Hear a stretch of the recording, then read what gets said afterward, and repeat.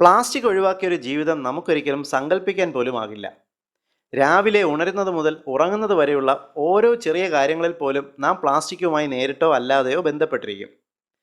എന്നാൽ ഇന്ന് നമ്മുടെ സമൂഹത്തിൽ കാണുന്ന ഏറ്റവും പ്രധാനപ്പെട്ട ചില ആരോഗ്യ പ്രശ്നങ്ങൾക്ക് പ്ലാസ്റ്റിക്കിൻ്റെ ചിലതരം ഉപയോഗങ്ങൾ കാരണമാകുന്നത് എത്നി ഹെൽത്ത് ഇവിടെ വിശദീകരിക്കുന്നു. നമ്മുടെ കുട്ടികൾ സ്കൂളിൽ ഭക്ഷണം കൊണ്ടുപോകാൻ ഇന്ന് ഏറ്റവും കൂടുതൽ ആശ്രയിക്കുന്നത് ഭംഗിയുള്ള പ്ലാസ്റ്റിക് പാത്രങ്ങളെയാണ്. വെള്ളം കൊണ്ടുപോകുന്നതോ പ്ലാസ്റ്റിക് ബോട്ടിലുകളിലും. രാവിലെ തിരക്കിട്ട് ഭക്ഷണവും വെള്ളവും പാക്ക് ചെയ്യുന്നത് പലപ്പോഴും ചൂടോടുകൂടി തന്നെയാകും. അതുപോലെ നാം വീടുകളിൽ പലപ്പോഴും പ്ലാസ്റ്റിക് പാത്രങ്ങൾ ഭക്ഷണം കഴിക്കുവാൻ ഉപയോഗിക്കാറുണ്ട്. ഹോട്ടലുകളിൽ നിന്നും ഭക്ഷണം പാഴ്സൽ വാങ്ങുന്നതും പ്ലാസ്റ്റിക് കണ്ടെയ്നറുകളിലായിരിക്കും. ഫാസ്റ്റ് ഫുഡ് കറികൾ വാങ്ങി വരുന്നത് പ്ലാസ്റ്റിക് കവറുകളിലാണ്. ഇങ്ങനെ ചൂടോടുകൂടി ഭക്ഷണം പ്ലാസ്റ്റിക് പാത്രങ്ങളിലും കവറുകളിലും ഉപയോഗിക്കുന്നതിൽ ഒരു വലിയ അപകടം ഒളിഞ്ഞിരിപ്പുണ്ട്. പ്ലാസ്റ്റിക്കിന് ഉറപ്പും ഘടനയും നൽകുന്നത് പ്ലാസ്റ്റിസൈസർ എന്ന പ്രത്യേകിച്ച് നിറമോ മണമോ ഇല്ലാത്ത ഒരു രാസവസ്തുവാണ്. നാം ചൂടോടുകൂടി ഭക്ഷണങ്ങളോ വെള്ളമോ പ്ലാസ്റ്റിക് പാത്രത്തിലെടുക്കുമ്പോൾ ഈ പ്ലാസ്റ്റിസൈസർ അലിഞ്ഞ് ഭക്ഷണത്തിൽ കലരുന്നു. വളരെ സൂക്ഷ്മമായ ഈ പ്ലാസ്റ്റിസൈസർ കണികകൾ നമ്മുടെ ദഹനവ്യൂഹത്തിൽ നിന്നും വളരെ എളുപ്പത്തിൽ രക്തത്തിലേക്ക് വലിച്ചെടുക്കപ്പെടുന്നു. ഈ ചെറിയ കണങ്ങൾ നമ്മുടെ കണ്ണുകളിലെ ഏറ്റവും ചെറിയ രക്തക്കുഴലുകൾക്കുള്ളിലെത്തി രക്തം കടന്നുപോകാതെ തടസ്സം സൃഷ്ടിക്കുന്നു.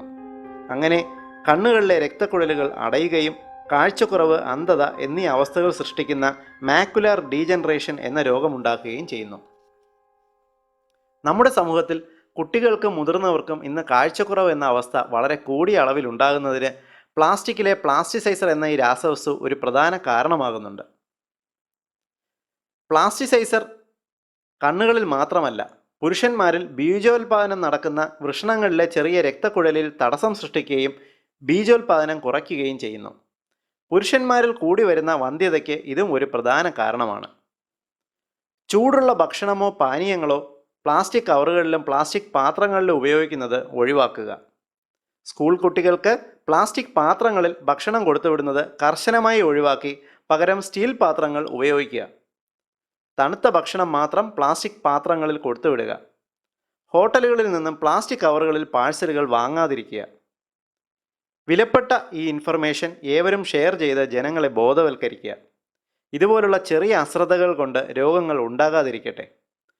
പൊതുസമൂഹത്തിന് ഏറ്റവും ഉപകാരപ്രദമായ ഈ ഹെൽത്ത് ഇൻഫർമേഷൻ നിങ്ങൾക്കായി അവതരിപ്പിച്ചത് ethnihealthcode.com.